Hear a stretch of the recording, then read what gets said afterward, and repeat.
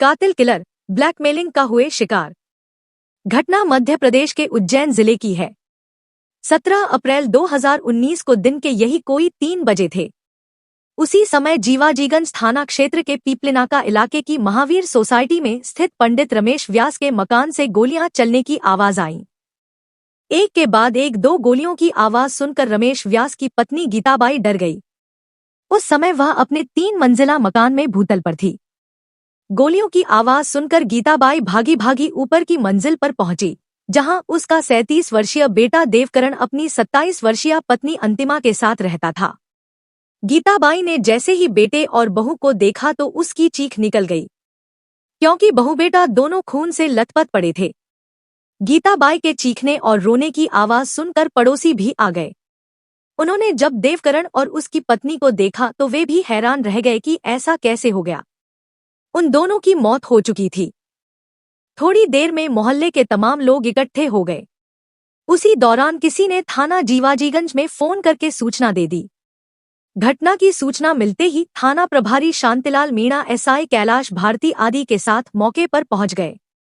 मकान की ऊपर वाली मंजिल के एक कमरे में उन्होंने पलंग पर देवकरण व उसकी पत्नी अंतिमा के शव देखे। दोनों ही शव खून से लथपथ थे। पास ही एक पिस्टल पड़ी थी। निरीक्षण में पता चला कि अंतिमा के सिर में गोली काफी नजदीक से मारी गई थी। लग रहा था कि देवकरण ने पहले अंतिमा की हत्या की, फिर खुद को गोली मारकर आत्महत्या कर ली। थाना प्रभारी को लगा कि शायद पति पत्नी के बीच किसी विवाद के कारण यह घटना हुई है, पर पुलिस जांच के दौरान अलमारी से जो सुसाइड नोट मिला, उससे पूरी कहानी ही बदल गई। सुसाइड नोट में देवकरण ने रेखा और सुमन नाम की 2 युवतियों का उल्लेख करते हुए लिखा था कि वह उन्हें ब्लैकमेल कर रही थी। उनकी ब्लैकमेलिंग से परेशान होकर वह आत्महत्या कर रही हैं। घटना की जानकारी मिलने पर आईजी राकेश गुप्ता व एसपी उज्जैन सचिन अतुलका और एडिशनल एसपी नीरज भी मौके पर पहुंच गए। पुलिस अधिकारियों ने घटनास्थल का बारीकी से निरीक्षण किया। पुलिस ने देवकरण के माता पिता से इस बारे में पूछताछ की तो वे भी उन दोनों के बारे में ऐसी कोई जानकारी नहीं दे सके जिनका जिक्र सुसाइड नोट में था। इसके बाद थाना प्रभारी ने जरूरी कार्रवाई शवों को पोस्टमार्टम के लिए भेज दिया। फिर केस दर्ज करके एसपी के निर्देश पर थाना प्रभारी शांतिलाल मीणा ने जांच शुरू कर दी। थाना प्रभारी ने सबसे पहले मृतक देवकरण के फोन की कॉल डिटेल्स निकलवाई। कॉल डिटेल्स से यह बात सामने आई कि देवकरण की अक्सर एकमपुरा सोसाइटी में रहने वाली रेखा, इंदौर के पलासिया में रहने वाली उसकी छोटी बहन सुमन और एक युवक लाखन से बात होती थी। इसमें खास बात यह थी कि देवकरण को इन तीनों की तरफ से ही कॉल की जाती थी। देवकरण अपनी तरफ से उन्हें कोई फोन नहीं करता था। देवकरण ने अपने सुसाइड नोट में 2 युवतियों द्वारा ब्लैकमेलिंग की बात भी लिखी थी। इसलिए थाना प्रभारी ने शक के आधार पर रेखा व सुमन को हिरासत में लेकर उनसे पूछताछ की, लेकिन दोनों युवतियों ने देवकरण को पहचानने से इनकार कर दिया। बाद में रेखा ने चौंकाने वाली बात यह बताई कि लगभग 2.5 साल पहले देवकरण ने उससे गंधर्व विवाह किया था। इसलिए पत्नी होने के नाते वह देवकरण से खर्च के लिए पैसा मांगती थी, लेकिन ब्लैकमेल करने की बात से उसने इनकार कर दिया। अब तक पुलिस लाखन को भी हिरासत में लेकर थाने लौट आई थी। थाना प्रभारी मीणा को युवतियों की बात झूठी लगी, लिहाजा उन्होंने रेखा, सुमन व लाखन को अलग अलग रूम में बैठाकर पूछताछ की। उनके द्वारा विरोधाभासी बयान देने पर पता चल गया कि वे तीनों झूठ बोल रहे हैं। अंततः उनसे सख्ती से पूछताछ की गई तो उन्होंने स्वीकार कर लिया कि वे देवकरण को काफी दिनों से ब्लैकमेल करते आ रहे थे। थाना प्रभारी की पूछताछ में देवकरण को ब्लैकमेल करने की जो कहानी सामने आई वह इस प्रकार निकली। उज्जैन के पीपलिनाका क्षेत्र की महावीर सोसाइटी में रहने वाले पंडित रमेश शंकर व्यास छोटा सर्राफा स्थित नरसिंह मंदिर के पुजारी थे। उन्होंने अपने बेटे देवकरण को भी पूजा पाठ, ज्योतिष की शिक्षा दी थी। इसके बाद देवकरण भी पिता के साथ मंदिर में रहकर पूजा पाठ के काम में उनकी मदद करने लगा था। रेखा सिकरवार से देवकरण की मुलाकात सन 2016 में हुई थी। हुआ यह कि रेखा को उसके पति ने छोड़ दिया था। इसके लिए रेखा अपने ग्रह नक्षत्र दिखाने के लिए पंडित रमेश चंद्र व्यास के पास आई थी। रमेश चंद्र व्यास ने रेखा को अपनी कुंडली के बारे में देवकरण से सलाह लेने को कहा।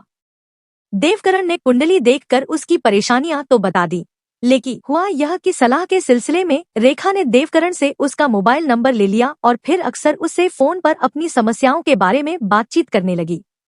मंदिरों में पूजा पाठ का काम सुबह काफी जल्द शुरू होकर देर रात तक चलता था। मंदिर में पूजा के अलावा देवकरण कई यजमानों के घर विभिन्न तरह के अनुष्ठान करवाने के लिए जाता था, इसलिए रेखा से उसकी बात अक्सर रात में ही हो पाती थी। इसी बातचीत के दौरान रेखा का देवकरण की तरफ झुकाव हो गया। रेखा काफी शातिर थी। वह जानती थी कि देवकरण के पास काफी पैसा है, इसलिए उसने उसे शीशे में उतारने की योजना बनाई। उसने एक रोज पूजा पाठ के बहाने देवकरण को अपने घर बुलाया।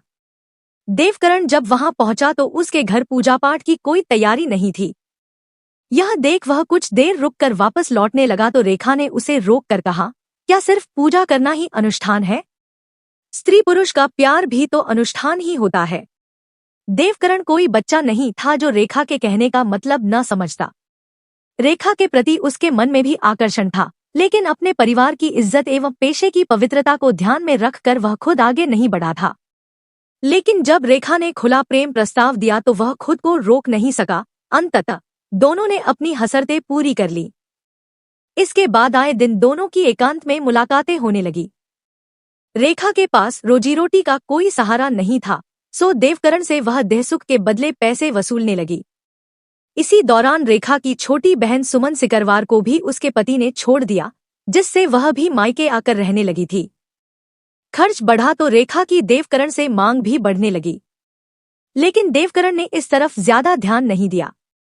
इसी बीच पिता रमेश चंद्र व्यास ने देवकरण का रिश्ता उज्जैन में ही फ्रीगंज निवासी अंतिमा के साथ तय कर दिया।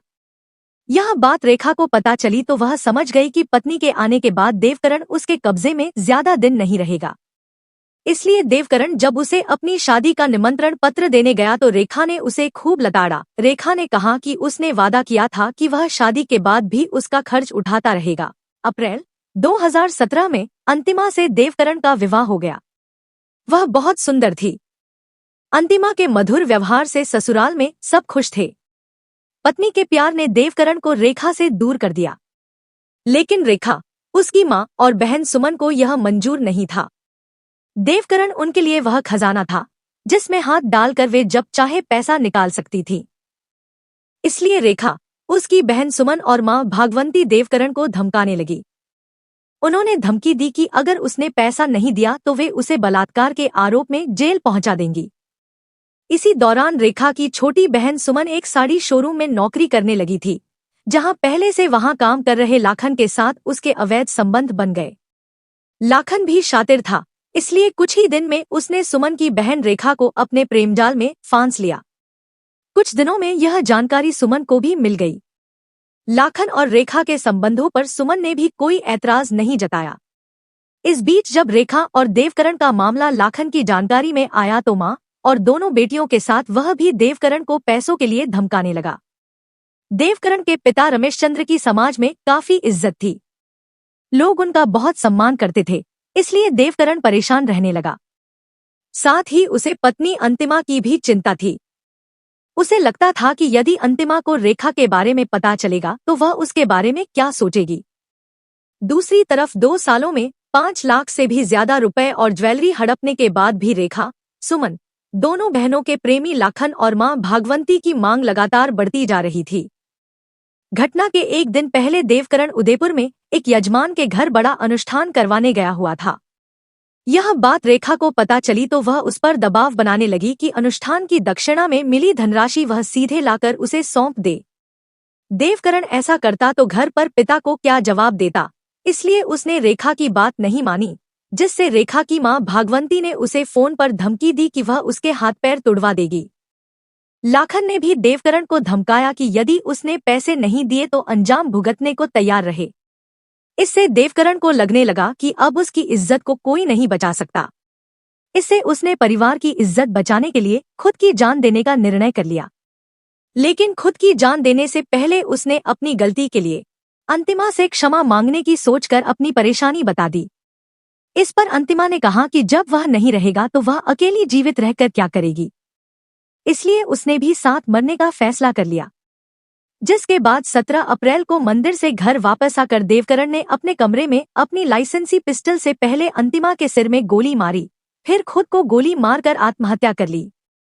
पूछताछ करने के बाद देवकरण को ब्लैकमेल करने वाली दोनों बहनों रेखा, सुमन, उनकी मां भागवंती और प्रेमी लाखन को गिरफ्तार कर जेल भेज दिया।